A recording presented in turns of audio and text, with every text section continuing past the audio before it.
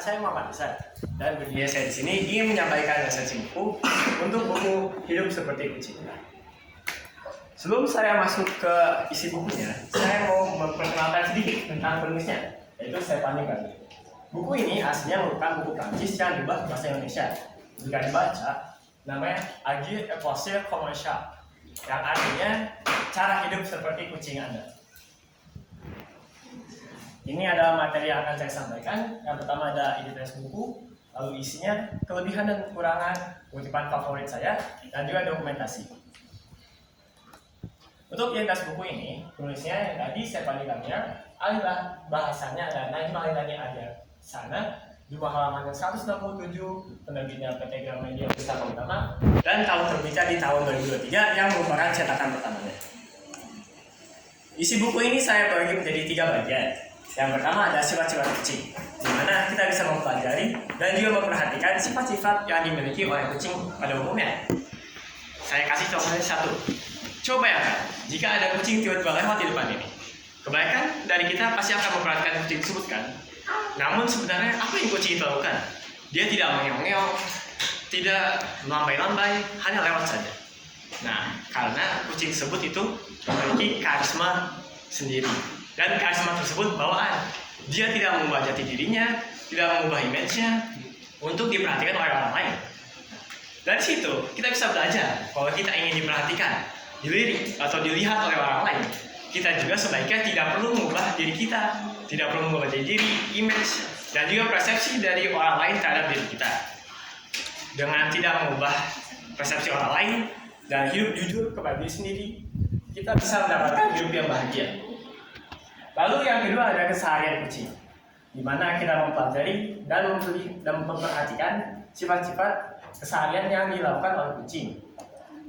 Contohnya, saat bangun tidur, kucing tidak langsung berdiri lalu lari ke kamar mandi. Dia hanya pelan-pelan membuka mata, mulai merendahkan badan, dan juga baru mulai berjalan. Kita juga bisa melakukan hal tersebut untuk mendapatkan pagi yang lebih baik dan juga enak.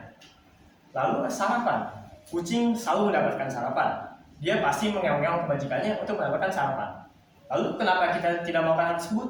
Kebanyakan dari kita biasanya melewatkan sarapan. Padahal sarapan itu merupakan waktu makan yang paling penting di hari kita. Lalu saat pulang misalnya, kucing saat waktu malam dia hanya akan bersantai-santai. Kita juga bisa melakukan hal tersebut.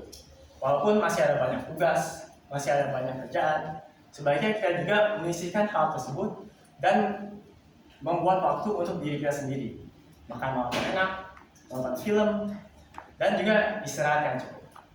Lalu yang terakhir di sini di buku ini ada juga tes kecerdasan kucing, di mana ini merupakan tes kepribadian seperti pada tes-tes lainnya yang berisi 40 soal singkat dengan nilai tertingginya adalah kamu adalah kucing.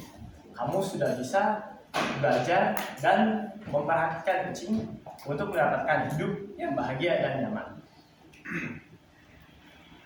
Lalu di sini ada kelebihan dan kekurangan dari buku ini.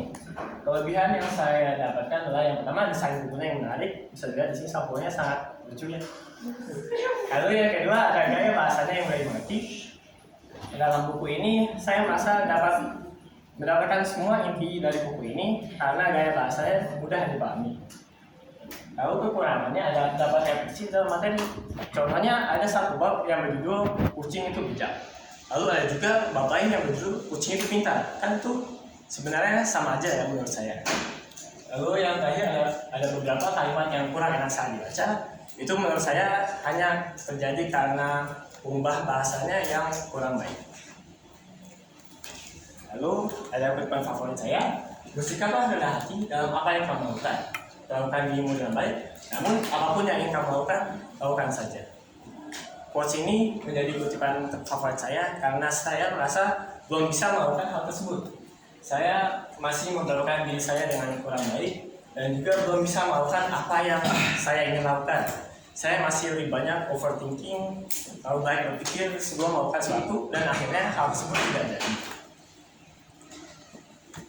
Lalu ini dokumen saya saat membaca buku. Ini tadi tes ukur kecerdasan kucingnya tadi.